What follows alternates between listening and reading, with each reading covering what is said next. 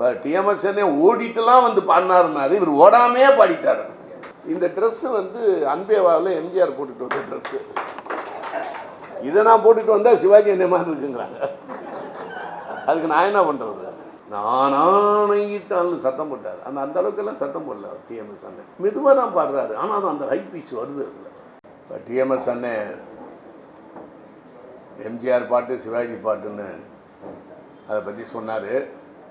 நான் முதல்ல கேள்விப்பட்டது பாட்டு கேட்டது டிஎம்எஸ் அண்ணன் பாட்டு வானில் முழு மதியை கண்டேன். இந்த பாட்டு தான் நான் முதல்ல கேட்டேன். யார்ப்பா பாடுறதுன்னு. ஏன்னா நாங்களாம் சின்ன பிள்ளையாக இருக்கும்போது பாகவதர் பாட்டெல்லாம் வரும். நான் கேட்டதுக்கு இந்த மாதிரி டிஎம் சவுந்தரராஜன் பாட்டுனாங்க. நான் பாசமலர் படம் வரும்போது தான் எனக்கு தெரியும் டிஎம்எஸ் தான் சிவாஜிக்கு பாடுறாருன்னு. அது வரைக்கும் நான் சிவாஜி தான் பாடுறாரு, எம்ஜிஆர் தான் பாடுறாருன்னு நினச்சிக்கிட்டு இருந்தேன். ஏன்னா சக்கரவர்த்தி திருமூலெல்லாம் சீர்காழி என்ன பாடுவார். அப்புறம் இதில் எல்லாம் அலிபாபா 40 திருடர்களில் ஏஎம் ராஜா பாடினார். அப்போல்லாம் எங்களுக்கு அவ்வளோ தெரியாது. நான் பாசமலர் வரும்போதே எனக்கு 11 வயசு. அப்போ தான் எனக்கு தெரியும் டிஎம்எஸ் பாடுறாரு அப்படின்னு சொல்லி. இந்த வாமனன் சார் வந்து இவர் எழுதிய புத்தகங்கள் அனைத்தையும் ஏறக்குறைய அனைத்தையும் நான் படித்து விட்டேன். என்ன இல்லை சிறப்புனா, இது ஒரு வகையான ஒரு சுரண்டல் தான். எல்லாமே ஒரு சுரண்டல் தான். போல செய்தல் போல ஒழுகுதல் பாங்க. வால்டர் பேகாட்டுன்னு ஒரு ஆள், கேப்ரியல் டாடுன்னு ஒரு ஆள். இவைகள் தான் ஒன்றுக்கு ஒன்று பார்க்குறது. வைப்ரேஷன் தான் இந்த உலகம் பூராமே. மேலேருந்து அந்த வைப்ரேஷனை எடுத்தது தான் தியாகராஜ சுவாமிகள், முத்துசாமி தீட்சிதர், சியாமா சாஸ்திரி, பீத்தோவன், பார்க், மொசார்ட் போன்றவர்களெல்லாம் மேலிருந்து எடுத்தவங்க முதல் ஆளுகள். அங்கேருந்து எடுக்கிறது தான் விஸ்வநாதன்லேருந்து இருக்கிற எல்லாருமே. 2வது ஆள் அங்கேருந்து எடுக்கிறது 3வது, 4வது, 5வது, 6வதுன்னு போகும். இதுதான் ஒன்றிலிருந்து ஒன்று வர்றது. இதில் யாரும் மறுப்பதற்கு இல்லை. இப்போ வாமனன் சார் வந்து இவ்வளோ புஸ்தகத்தை எம்எஸ்ஸை பற்றியெல்லாம் புஸ்தகம் போட்டிருக்காரு. நான் உண்மையிலேயே இசையில் ஈடுபாடு வந்ததுக்கு காரணமே சங்கராபரணம் படம் தான். அதுதான் முதல்ல எனக்கு ஈடுபாடு. பத்மனி வஞ்சிதி மாலாமும் டான்ஸ் ஆடினாங்களோ ஒழிய அது அவ்வளோவா என்னால் ரசிக்க முடியல சின்ன பிள்ளையில் வஞ்சிக்கோட்டை வாலிபனில். சங்கராபரணம் பார்த்த பிறகு மஞ்சு பார்வையை விட அவங்க ரொம்ப நல்லா டான்ஸ் ஆடினாங்க. அதுக்கப்புறம் தான் நான் பழைய இதுகளெல்லாம் போட்டு கேட்க ஆரம்பித்து, அப்போல்லாம் வீடியோ வந்த சமயம் போட்டு எல்லாத்தையும் கேட்டு ரசிக்க ஆரம்பித்தேன். பாடல்களில் இசையோடு எப்படி ரசிப்பது அப்படிங்கிறதே எனக்கு தூண்டி விட்டவரே வாமனன் அவர்கள்.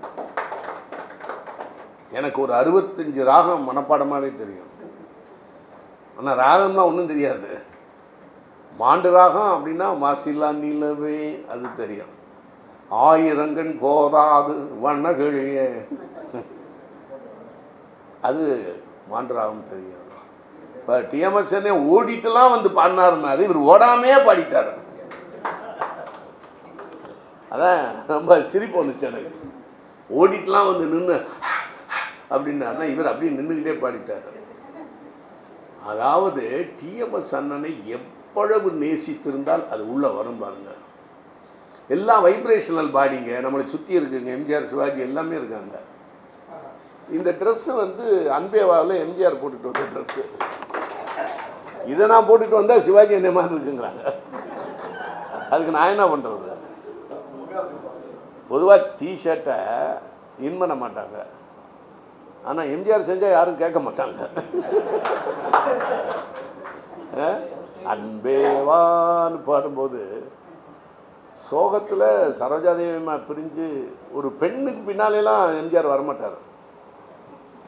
பெண்ணை தேடி கெஞ்சிக்கிட்டு இங்கே வா நீ இருந்தால் என் மாளிகை விளக்கெரியும் இதெல்லாம் பாடவே மாட்டார்.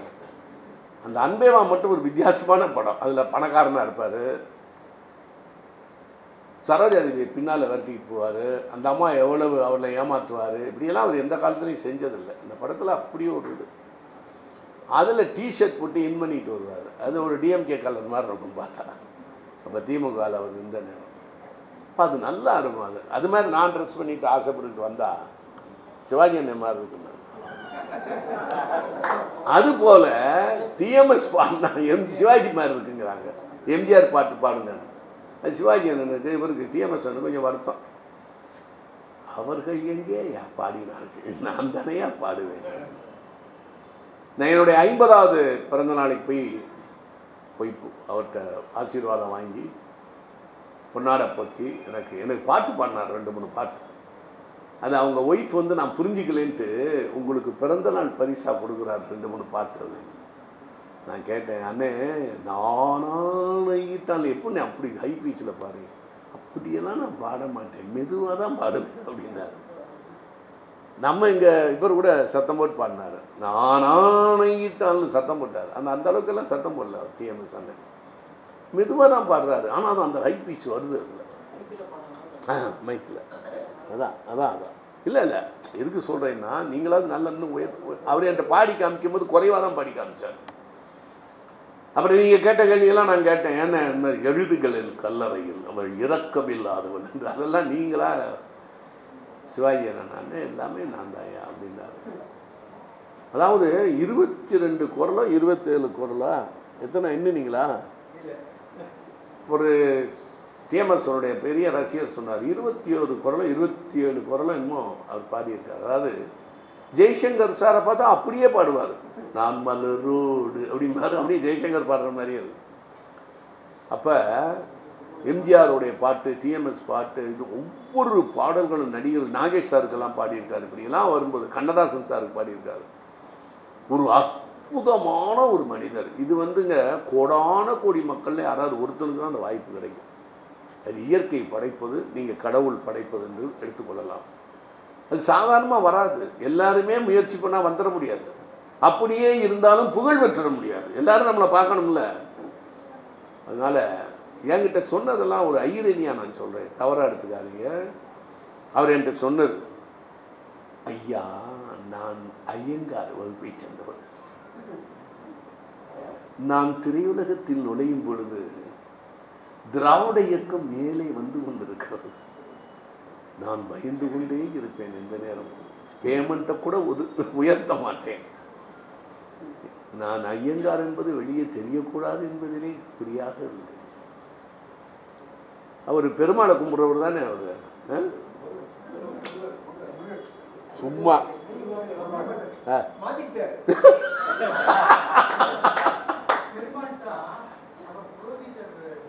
ஆமா பெருமாள் புரோகிதர், சவுந்தரராஜன் பேரே அவர் தானே இருக்கு.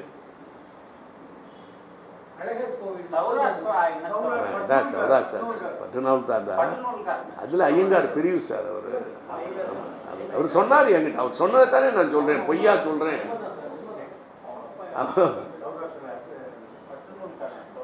அதான் சார், அது நூலா சார், நான் அவ்வளவு எட்கர் தட்சன் ஒருத்தர் புக்கு போட்டிருக்காரு, அவ்வளவு பேர்களை பற்றி. சௌராஷ்டிரா அவர் ஐயங்கார் தான். அதில் நம்பி வடகலையா தென்கலையான்னு கேட்கல, அதெல்லாம் கேட்கலாம். அவர் என்று சொன்னது, இன்றைக்கு திராவிட இயக்கத்தை சேர்ந்தவர்கள்லாம் பேர் வைக்கிறாங்க, செலவு வைக்கிறாங்க. கவனிச்சிங்களா? ஐரணி, இது ரொம்ப ஐரணியாக இருக்கும். நம்ம தமிழ் தாத்தாவே சுவாமிநாத ஐயர் செட்டிநாட்டில் இவங்க பண்ண சேவைகள்லாம் எவ்வளவு, மணிவாசகத்தை அவர் எப்படி பாராட்டணும். இவரு கஷ்டப்பட்டு புஸ்தகத்தை போட்டு அதை புக்கை வெளியிட்டு அதை விற்று கொண்டு என்ன சேவை, அதை படிச்சு விட்டு நான் நிறைய சம்பாதிக்கிறேன். போகிற இடங்கள்ல எனக்கும் பணம் கொடுக்குறாங்க, அன்பளிப்பெல்லாம் கொடுக்குறாங்க, பெரிய அறிவாளின்றோம், மேதேன்றோம். இது எல்லாமே பார்த்தீங்கன்னா மணிவாசம் போன்ற புத்தகங்கள், வாமனன் சார் போன்ற புத்தகங்கள். எப்படி சார் இவ்வளவு இசையில் ஈடுபாடு, அதெல்லாம் ஒன்றும் தெரியாதுப்பா. வாமனன் சாருடைய புத்தகத்தில் தான் நான் எடுத்தேன், எல்லாத்தையும் சொல்லுவேன். சார் நம்ம எதுக்கு பிறந்தோம்னு நமக்கே தெரியாது, கடைசி காலத்தில் தெரியும் நம்ம இதுக்கு தான் பிறந்திருக்கோம்னு. நான் ஏன் பிறந்தேன் பாரு எம்ஜிஆர் புக்கே போட்டார். வாமனன் சார் கூடிய அறிவுக்கு, அவருடைய அந்த இசை ஞானத்துக்கு அவர் எங்கேயோ இருக்க வேண்டியது. இதை விட இன்னைக்கு இருக்கிறத விட பன்மடங்கு மேலே இருக்கணும். என்ன அலைச்சல், எத்தனை பேரை போய் சந்திச்சிருக்கிறாரு. அவர் இத்தனைக்கும் தன்மானம் உள்ளவர், சுயமரியாதை உள்ளவர் வாமனன். இத்தனை பேர்கிட்ட போய் எஸ்வி வெங்கட்ராமன்லேருந்து இத்தனை பேரை சந்திச்சிருக்காரு. அவருக்கு ஒரு பெரிய பாராட்டு விழா எடுக்கணும் நம்ம எல்லாம். ஆமாம், என்னை விட வயதில் இளையவர் தான் நினைக்கிறேன். ஆனால் பெரிய பாராட்டு விழா எடுக்கணும். அவருக்கு நிறைய படமுடிப்பு மாதிரி கொடுக்கணும்.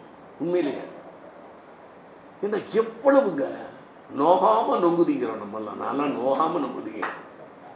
நான் போய் டிஎம்எஸ்ஸை போய் பார்த்ததும் பிபி சீனிவாஸ்கிட்ட பேசினதெல்லாம் ஒரு பெரிய விஷயமா. எம்எஸ்விகிட்ட பேசினது, எம்எஸ்வி எவ்வளவு நேசிச்சிருந்தா அவர் மாதிரியே பேசுவாருங்க. அப்படியே பேசுகிறாருங்க அவர் மாதிரி. கொஞ்சம் அதில் பேசி காமிக்கணும். எம்எஸ்வி மாதிரியே பேசுகிறாருங்க. கண்ணை மூடிக்கிட்டோம்னா எம்எஸ்வி பக்கத்தில் இருக்கிற மாதிரி இருக்கு. அவர் எவ்வளவு நேசிச்சார். அந்த வைப்ரேஷனல் பாடியை உள்ளுக்குள்ளே எடுத்துருப்பார்.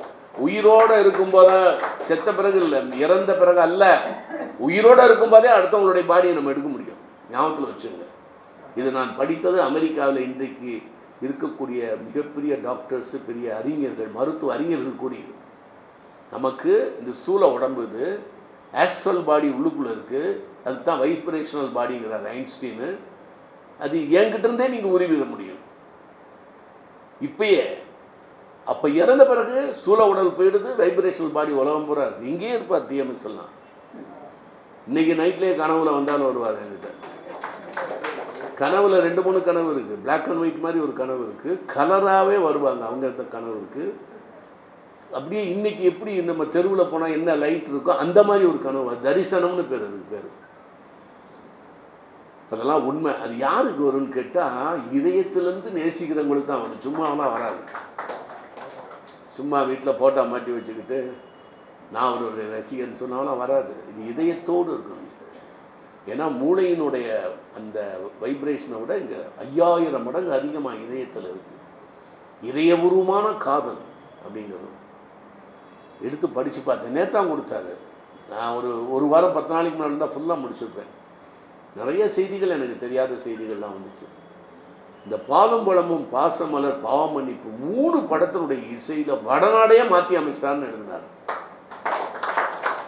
நௌஷாத்தே கூப்பிட்டு கேட்டாங்க, என்னையா எப்படியா பாலும் படத்தில் இப்படி ஒரு பாட்டு போட்ட அப்படின்னு. எம்எஸ்வி நிறைய பேருக்கு அவங்க திறமையே தெரியாது. வெளியாளுங்க சொல்லும்போது ஓவராக புகழ்றான் போல இருக்குன்னு அவங்க நினைப்பாங்க.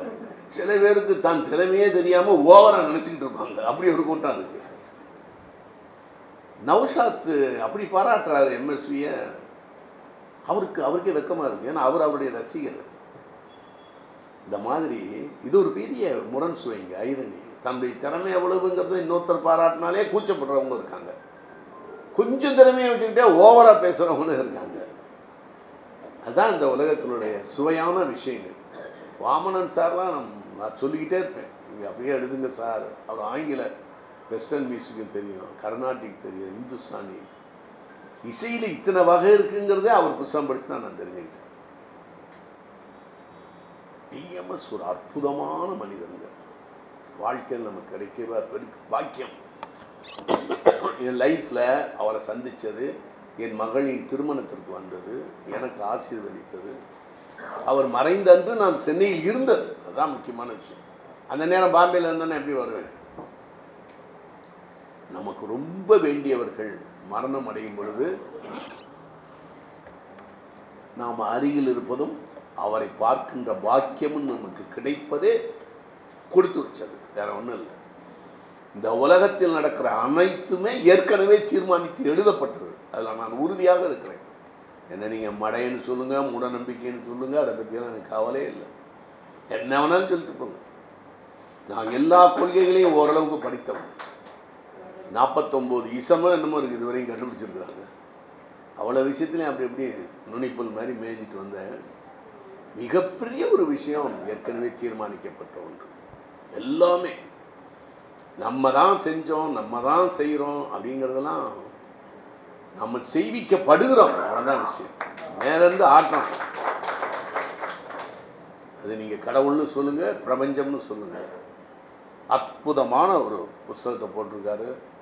எல்லாரும் வாங்கி படிக்கணும். லாஸ்ட் பேட்ச் ஆகிவர் இருப்பாரோன்னு எனக்கு அது பேர பயமாக இருக்குது.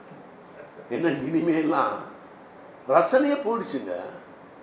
ஒரு விதமாக இருக்கிறாங்க. துப்பாக்கிக்கு பிறந்ததான் பீரங்கி. நம்மளை விட அருமையான ஆட்கள் தான் இனிமேல் வர வேணும். நல்லா படம் எடுக்கிறாங்க, எல்லாம் போகிறாங்க. இசையை விட்டு வெளியே விலகிற மாதிரி எனக்கு தெரியுது. இந்த ரீரிகார்டிங்கெல்லாம் என்ன அப்படின்னா, நம்ம என்னென்ன விஷயங்களுக்கு எப்படி எப்படி மனசில் இருக்கோ அதை நினச்சி தான் அந்த மியூசிக் போடணும். 68 வகையான பாடல்கள் இருக்குது தமிழில்.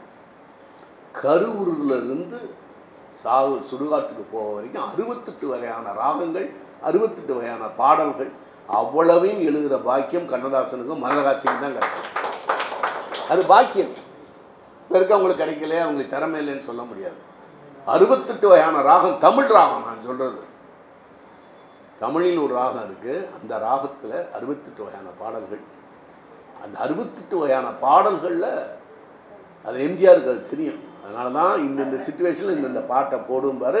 அவருக்கு அந்த இசைஞானம் இருக்க போய் தான் அவர் பாட்டெல்லாம் சக்ஸஸ். என்கிட்ட ஒருத்தர் கேட்டார், என்ன சார் நான் எனக்கு வயசு 60 வயசு போச்சு, எப்படி சார் இவ்வளவு தெரிஞ்சு வச்சுருக்கீங்க கருத்தெல்லாம்? டிஎம்எஸ் பாட்டு ஒரு 50, 100, 200 பாட்டை எடுயா, முக்கியமான அதை மட்டும் கேளியா போதுங்க. அதில் தானே வள்ளுவர் வர்றான், ஔவையார் வர்றாரு, தமிழ் நூல்கள் அனைத்தும் வருது. ஔவையார் பூரா கண்ணதாசன் பாட்டில் இருக்கும். காப்பி அடித்தாருன்னு அல்ல, ஒரே மாதிரி அறிவு உலகத்தில் 30 பேர் ஒரே மாதிரி நேரத்தில் சொல்லுவாங்க. ஒரே மாதிரி அறிவு 30 பேருக்கு திங்க் பண்ணுவாங்கன்னு கண்டுபிடிச்சிருக்காங்க. மேதைகள் எல்லாம் ஒரே மாதிரி திங்க் பண்ணுவாங்க. காப்பி அடித்தாங்கன்னு அர்த்தம் இல்லை. உலகத்தில் ஒருத்தரை பார்த்து ஒருத்தர் வர்றதான் உலக இணையதின்னு தான் கேப்ரியல் டாடு அவங்கெல்லாம் சொல்கிறாங்க. வால்டர் பேகாட் அவங்கெல்லாம் பெரிய மேதைங்க. அவர் நம்ம இசை மேதை. எல்லாத்தையும் ஒரு வெளியே வேணால் பேசாமல் இருக்கலாம், என்கிட்டலாம் ரகசியமாக சொல்லுவார் எல்லா விஷயத்தையும். என்ன அறிவாளி, என்ன மேதை. இனிமேலாம் வர்றவங்கெல்லாம் சுப்புடுவெல்லாம் இருந்தார். அந்த மாதிரி இனிமேலாம் வருவாங்களா இருப்பாங்களா அப்படின்னு ஒரு சந்தேகம் தான் இருக்குது. வருவாங்கன்னு நினைக்கிறேன். ஆனால் இசை மட்டும் நம்ம வேர்ல்ட் வைப்ரேஷன் இருக்குல்ல, அதில் உள்ளே போகுங்க. நம்ம நான்லாம் உண்மையிலேயே இன்றைக்கு இவ்வளோ தூரம் மேடையேறி பேசக்கூடிய அளவுக்கு வளர்ந்துருக்கேன்னாலே நம்முடைய தமிழ் பாடல்கள் மிக மிக முக்கியம். எனக்கு ஒவ்வொரு இடத்துலையும் என்னை தெம்பு கொடுத்தது பாடல்கள். பழைய பாடல்கள்லாம் எனக்கு எவ்வளவு தெம்பு கொடுத்துருக்குது, எவ்வளவு தன்னம்பிக்கை கொடுத்துருக்குது. அப்போ டிஎம்எஸ் அண்ணன் என்ன மாதிரி பாடியிருக்காரு. ஒவ்வொருத்தரையும் எப்படி பாடுவீங்க, பேசும்போது கேட்பேன் பாரு. காகிதத்தில் கப்பல் செய்து கடல் நடுவே ஓட விட்டேன் அப்படின்றார் சிவாஜி என்ன சொன்னீங்கன்னா. அதை மாதிரியே பாடிடுறாரு. எம்ஜிஆர் எப்படி பேசுகிறாரோ அது மாதிரியே பாடுறாரு. பெரிய வரம்ங்க, இயற்கையோ கடவுளோ கொடுத்து பெரிய கிஃப்ட். இதில் என்னன்னா, டிஎம்எஸ் சௌராஷ்டிரா, சுசீலாமா தெலுங்கு, எம்எஸ்வி மலையாளி, கண்ணதாசன் ஒருத்தர் தான் தமிழ். அங்கே கேவி மகாதேவன் தெலுங்கு ஐயர். இவங்கெல்லாம் சேர்ந்து ஒரு பாட்டை போட்டு தமிழ்நாட்டை வளர்த்துருக்காங்கன்னா, இந்த தமிழ் சினிமாவை அந்த காலத்து டைரக்டர் பூரா தெலுங்குக்காரவங்க. நடிகர்கள்லாம் தெலுங்கு, நடிகைகள்லாம் தெலுங்கு. சாவித்திரியமாவும் கண்ணாம்பாவும் பேசுகிற டைலாக்லாம் தமிழன் ஆர்டிஸ்டே பேச முடியாது. பத்மனியம்மா பேசுகிறவங்க கேரளாவுக்கு சேர்ந்தவங்க. ஆச்சரியமாக இருக்கும் எனக்கு. டிஎம்எஸ் பிசிலாம் போட்டு டூயட் சாங் பாட்டினா கண்ணதாசன் மட்டும்தான் தமிழ். என்ன ஆச்சரியங்க. டைரக்டர் கூட தமிழனா இருக்க மாட்டார், தேவர் ஃபிலிம்ஸில் மட்டும்தான் இருப்பாங்க. இதெல்லாம் பெரிய பாக்கியமுங்க. டிஎம்எஸ் வந்த உடனே நிறைய பேர் ஆந்திராவே போயிட்டாங்க. ஆமாங்க, டிஎம்எஸ் வந்தாரு. கண்டசாலா அவங்க எல்லாமே அதிகமாக அங்கே கான்சன்ட்ரேட் பண்ணுறாங்க. சுசீலாமா தெலுங்குக்காரங்க வந்தாங்க, எல்லா தமிழ் பொம்பளைங்களும் வீட்டுக்கு போயிடுச்சு. நான் அதெல்லாம் பார்த்தேன். என்னையா பேசும்போது தெலுங்கு அம்மா மாதிரி இருக்காங்க. அஜிஸு என்ன சாப்பிட்றீங்களா என்ன பேசும்போது தெலுங்காரன் அம்மா மாதிரியே இருக்குது. பி சுசீலாமா பாட சொன்னீங்கன்னா பக்கா தமிழிச்சி மாதிரி பார்த்தாங்க. நான் அவர்களோடு 12 ஆண்டுகள் அவருடைய அலுவலகத்தில் நான் குடியிருந்தேன். அவருடைய சொந்த பில்டிங்கில் நான் ஆஃபீஸ் வச்சுருந்தேன். நல்லா தெரியும் சுசீலாமாவை. சுசீலாமா பற்றி தனியாக நீங்களாவது புக்கு போடுங்க சார். எப்படி போட்டாரா? நீங்கள் போட்டிருக்கீங்களா? அது சின்ன புஸ்தகம் இல்லை, அது திரையில பாடின பாட்டை அது வெளிவராம அது ரெக்கார்டிங் மட்டும் இருக்கு. அந்த பாட்டை அவர் போட்டாரு. அப்படியா?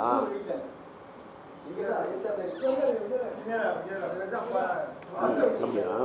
இல்லை, நான் போய் கேட்டேன், ஒரு புத்தகம் கொடுத்தாங்க எனக்கு. நான் எழுதணும்னு ஆசை சொன்னாங்க. அதனால் வாமனன் சார் அவர்களுக்கு மிக்க மிக்க நன்றி. மையப்பன் சார் அந்த பதிப்பகத்துக்கு ரொம்ப நன்றி.